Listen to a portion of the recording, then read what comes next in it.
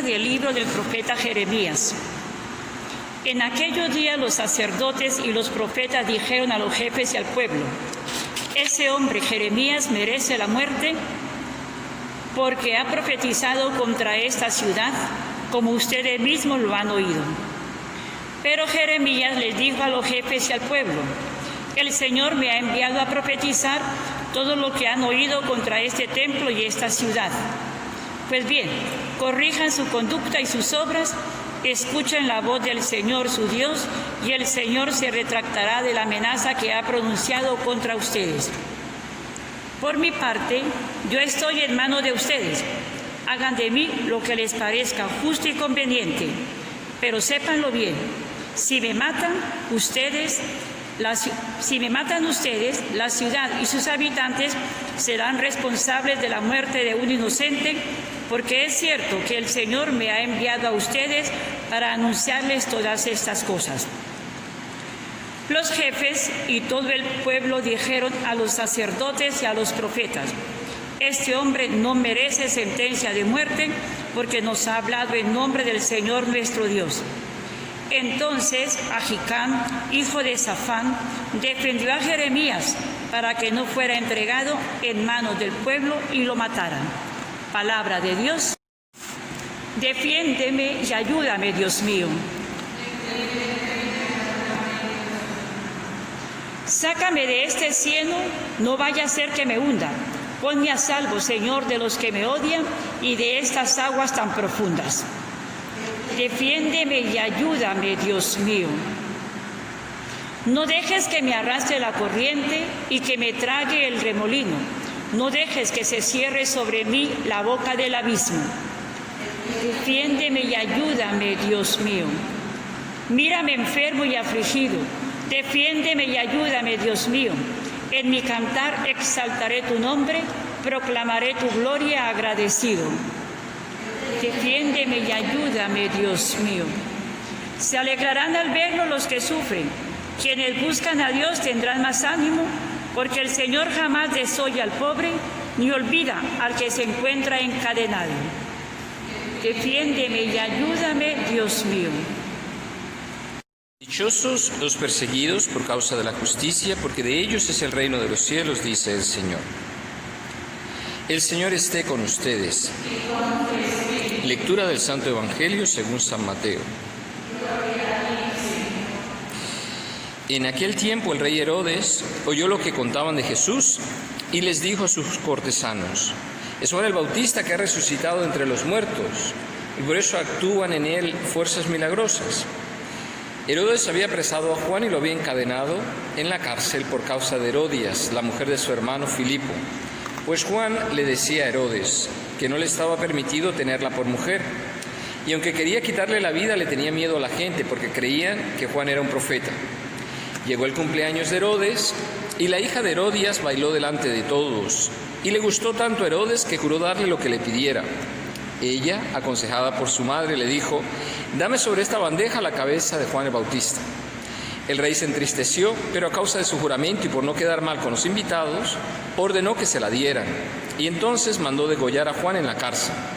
Trajeron pues la cabeza en una bandeja, se la entregaron a la joven y ella se la llevó a su madre. Después vinieron los discípulos de Juan, recogieron el cuerpo, lo sepultaron y luego fueron a avisarle a Jesús. Palabra del... Hoy en el Evangelio nos presenta de manera muy sencilla un resumen de lo que fue la vida de Juan el Bautista. Y quizá este es el punto que me gustaría subrayar aquí. Juan el Bautista, ¿por qué terminó sus días como los terminó? ¿Por qué le cortaron la cabeza a Juan el Bautista? ¿Hablaba para complacer? ¿Hablaba para quedar bien? ¿Hablaba para que la gente asintiera todo lo que decía? ¿Quién era él? Era un profeta. De hecho, ayer se hablaba también de la profecía. ¿Y qué decía Jesús? Dice: a todo profeta no se le recibe su propia tierra, se le rechaza. Y ayer hablábamos brevemente del misterio del rechazo. ¿Por qué se le rechaza? Durante estos días estamos llevando una secuencia, y la secuencia que llevamos nosotros es la de ¿quién? La de Jeremías. Jeremías es uno de los profetas que representa, es como un icono de la vida de Jesús. ¿Cuál fue la vida de Jeremías? ¿Fue una vida fácil? ¿Por qué experimentaba tanta oposición Jeremías? ¿Porque era un hombre malo? ¿Porque era un hombre tirano? ¿Por qué rechazaban a Jeremías? A ver, ¿por qué rechazaban a Juan el Bautista? ¿Por qué lo mataron? ¿Por qué? Y cuando decía la verdad, ¿qué pasaba? Increpaba. Y me hago esta pregunta: ¿Jesús increpaba en su mensaje o no? De hecho, a veces tengo yo la imagen de que tenemos la imagen de un Jesús que va siempre con una ovejita, como un cordero, y que está acariciando el cordero. Y parece que Jesús es, como quien dice, inofensivo. Entonces Jesús no se mete con nadie y a Jesús todo el mundo lo quiere. Pero si miramos a la... ¿Qué pasaba con Jesús? También experimentaba persecución.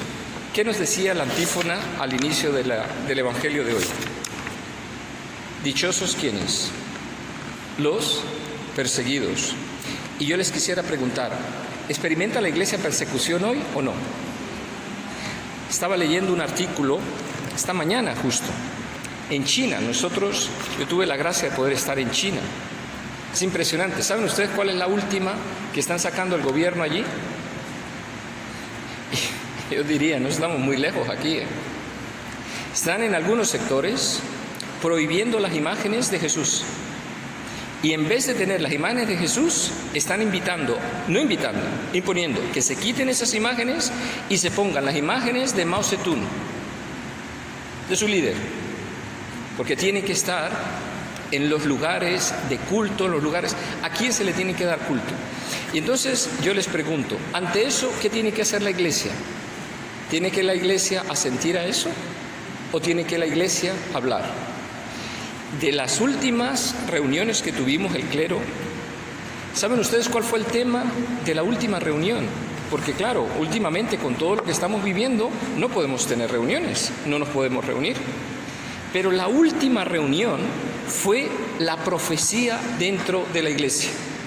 Y cómo la iglesia está llamada a ser una voz profética. ¿Y qué significa una voz profética? Y yo pregunto esto muchas veces. ¿Será que los profetas iban con toda la masa? O muchas veces los profetas eran como una piedrita en el zapato, una piedra de tropiezo. Por ejemplo, pienso en San Alfonso María de Ligorio. ¿Fue él un profeta o no? Un profeta. Predicaba fuerte. Las misiones que provocaba, muchas veces en las misiones provocaba mucha oposición y mucha gente no quería que estuvieran.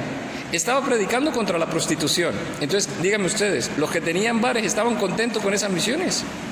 Predicaba contra las cuestiones de alcohol, contra las mafias. ¿De dónde es Alfonso María Ligorio? Italiano.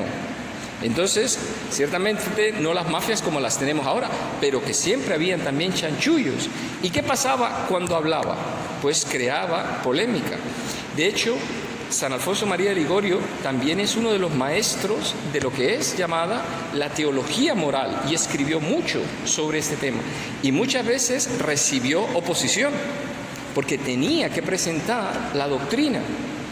Hoy, ¿cómo vemos nosotros cuando se presenta la doctrina? A ver, yo les pregunto a ustedes que también son pastoras y a los que están escuchando también esta homilía. Cuando se predica la doctrina, ¿todo el mundo la acepta o hay rechazo? Rechazo.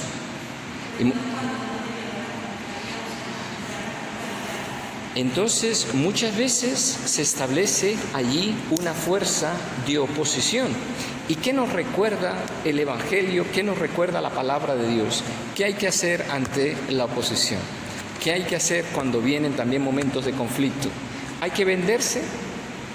A ver, les pongo un caso muy sencillo. A ver, así descrito brevemente. Hay una familia donde hay un muchacho adolescente. ¿Ok? Se están imaginando la escena. Este muchacho adolescente no quiere trabajar, no quiere estudiar, no quiere hacer absolutamente nada en la casa. La mamá no le quiere contradecir porque es el amor de su vida. Y le lleva incluso el desayuno en la cama al muchacho. Pero le lleva el desayuno a las 11 de la mañana, deseando no incomodar al muchacho que está acostado ahí en la cama. Ahora este muchacho está metido en malos pasos, está metido en cuestiones por allí, ya saben, lo que ofrece este mundo. Y la madre se siente consternada por lo que le está pasando al muchacho. ¿Saben ustedes qué ha hecho esa madre con esa educación de ese hijo? ¿Le ha ayudado o lo ha malogrado como persona? ¿Qué opinan ustedes? De hecho, hay un término que se llama la piedad despiadada. En el nombre de piedad, en el nombre de bondad, a ese muchacho se le hizo un mal muy grande. ¿Dónde se le educó en los valores de disciplina? ¿Dónde se le educó en los valores de autocontrol? ¿Dónde? En ningún lado.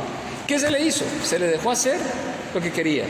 Por eso yo les quisiera hacer una invitación, especialmente a los que nos están escuchando. Métanse en YouTube y escriban en YouTube consejos para formar un criminal. Nuevamente, consejos para formar un criminal. Y entonces da unos pasos. Brevemente digo algunos. Nunca contradigas a tu hijo, nunca. Siempre asiente a lo que él diga. Por favor, nunca le pides que colabore en las cosas de la casa. Trátalo como un rey y hazle sentir que tiene el derecho de que se le consienta todo lo que pide. Y así sucesivamente va dando unos pasos. Y dice, esta es la fórmula secreta para formar un tirano. Entonces, la profecía, ¿dónde se tiene que ejercitar? ¿Cuál es el primer espacio para ejercitar la profecía? En la casa. ¿Y qué pasa en la casa cuando se habla? ¿Qué pasa en la casa cuando abrimos la boca? ¿Saben qué pasa? Muchas veces hay muchas casas, y esto puede pasar en las comunidades también, que hay lo que se llama un ambiente de paz. Nuestro fundador le llamaba paz de cementerio. ¿Y saben ustedes paz de cementerio? Hay mucha paz. Yo no me meto contigo, tú no te metes conmigo. Entonces nos quedamos calladitos. Y yo les pregunto, ¿hacía eso Isaías? ¿Isaías? ¿Hacía eso Jeremías? ¿Hacía eso Juan el Bautista? ¿Hacía eso Jesús? ¿Hacía eso San Alfonso María de Ligorio? Entonces, hoy vamos a pedirle al Señor que nos conceda esa gracia. Pues esa gracia de poder responder a las llamadas del Señor y poder ser fieles a lo que Él nos pide para que podamos ser los profetas. De hecho, esto es algo a lo que estamos llamados todos. Esto no es solamente para un grupo selecto. Todos, en virtud de nuestro bautismo, somos sacerdotes, profetas y reyes. En medio de pastores santos y eximios, has hecho resplandecer de modo admirable a tu iglesia. Haz que a los cristianos se alegre siempre de ese resplandor. Roguemos al Señor. Tú, que cuando los santos pastores te suplicaban, como Moisés, perdonaste los pecados del pueblo, santifica por su intercesión a tu iglesia con una purificación continua. Roguemos al Señor. Tú, que en medio de los fieles consagraste a los santos pastores y por tu espíritu los dirigiste, llena del Espíritu Santo a todos los que rigen a tu pueblo. Roguemos al Señor. Tú, que fuiste el lote y la heredad de los santos pastores, no permitas que ninguno de los que fueron adquiridos por tu sangre esté alejado de ti. Roguemos al Señor. Tú, que por medio de los pastores de la iglesia dan la vida eterna a tus ovejas, para que nadie las arrebate de tu mano, salva a los difuntos por quienes entregaste tu vida. Roguemos al Señor.